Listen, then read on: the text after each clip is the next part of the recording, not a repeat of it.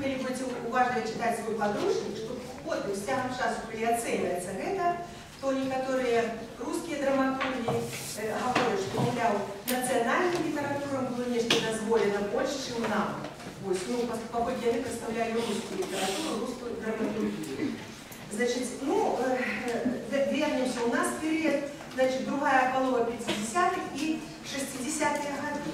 І я вертаюся до, що ж таки, артикула Хрипіви, які я згадувала. Він був у 53-му році написаний «Об сатиричній комедії», а у 54-му році «Основа п'єси».